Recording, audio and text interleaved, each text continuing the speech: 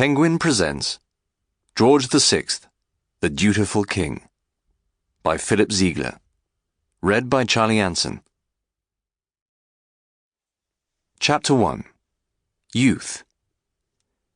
If Ethelred was notoriously unready, and Alfred Great, King George VI should bear the designation of George the Dutiful.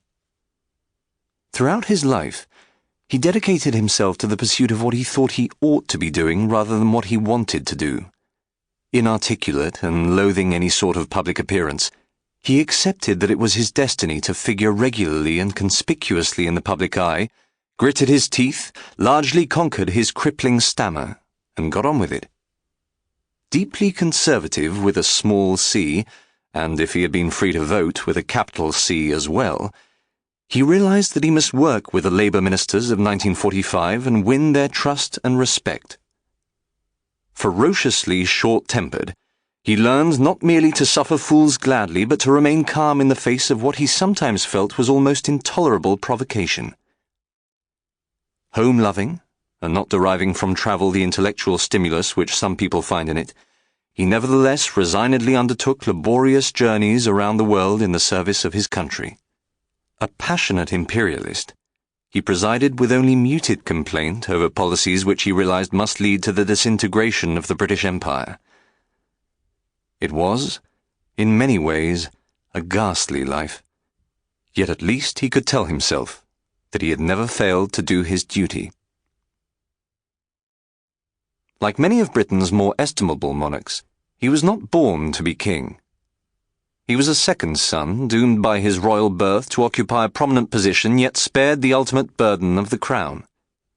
And on the 14th of December 1895, when Prince Albert Ferdinand Arthur George was born at York Cottage, a house in the grounds of Sandringham in North Norfolk, that burden was indeed heavy. The powers of the monarchy had been dwindling for several hundred years, but its influence was still formidable. Queen Victoria, the baby prince's great-grandmother, took it for granted that it was her right to be informed of any development of importance in her realm, and was affronted if her opinion was ignored. She was grandmother to half the crowned heads of Europe, and presided over the most extensive and richest empire that the world had ever seen.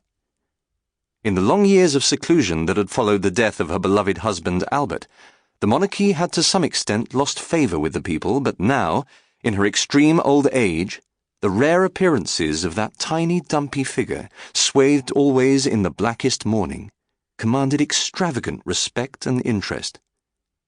That tired old cliché, a legend in her own time, might have been coined for Queen Victoria.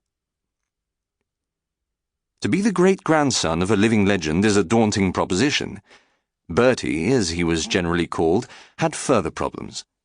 His grandfather, the Prince of Wales and future King Edward VII, was mildly alarming but on the whole benevolent. His father, then Duke of York and eventually King George V, was a more daunting figure. A martinet of limited intelligence and negligible imagination who had spent his most formative years in the Royal Navy and never shed the rigid mindset and conventional ideas that are traditionally associated with military service. Bertie got off to a bad start when he was born on the day on which Prince Albert had died in 1861. His parents expected outraged protests from the Queen and apologized nervously for their solecism. To their relief, she took the matter calmly, and even wrote in her diary that she felt it might be a blessing for the dear little boy and may be looked upon as a gift from God. She thoroughly approved the proposal that the baby should be named Albert, consented to act as godmother, and even gave him a bust of the prince consort as a christening present.